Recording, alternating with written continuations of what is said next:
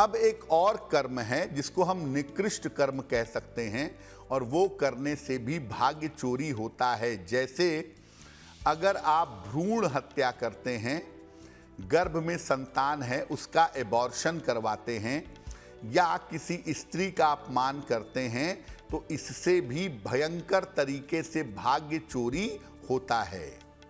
कैसे होता है?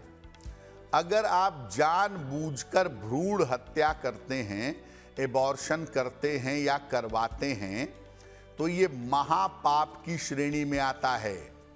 देखिए, डॉक्टर ने कह दिया कि भाई संतान को बचाना मुश्किल है क्योंकि माँ के जीवन पे संकट है, तो हमें एबॉर्शन करना पड़ेगा, तो वो बात जस्टिफाइड है, वो बात ठीक है। ऐसी स्थिति में मजबूरी है, वहाँ पे कोई समस्या नहीं है। लेकिन आपने कोशिश की संतान के लिए, गर्भ में लड़की आ गई और आपको लगता है कि आपको लड़की संतान नहीं चाहिए और आप जबरदस्ती एबॉर्शन करवा लेते हैं, तो ऐसी स्थिति में आप महापाप के भागी बनते हैं। या किसी स्त्री के साथ, आपकी पत्नी हो, आपकी माँ हो, पुत्री हो, बहन हो, आपके साथ ऑफिस में काम करने वाली कोई लड़की हो, अगर आप किसी स्त्री के साथ दुर्व्यवहार करते हैं तो आपका भाग्य उसी समय से घटना शुरू हो जाएगा।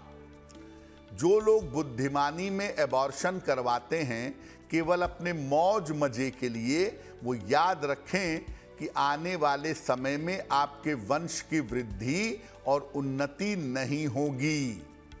और तब आपको लगेगा कि मैंने ऐसा किया क्या था जिस वजह से मेरा बेटा तरक्की नहीं कर पा रहा है, मेरे घर में उन्नति नहीं हो पा रही है। किया आप नहीं है, आपको याद नहीं है।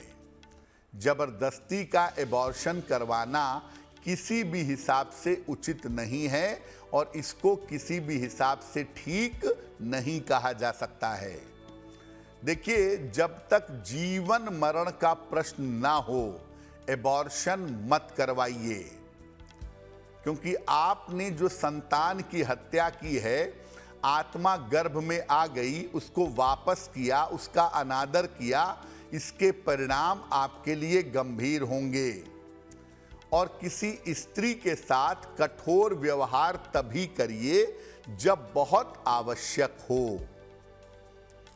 अब अगर गलती से आप नहीं जानते थे, आपने एबॉर्शन करवा लिया है, तो इसका प्रायश्चित वैसे तो बड़ा कठिन है, लेकिन फिर भी ढेर सारे पीपल या बरगद के पौधे आपको लगवाने चाहिए।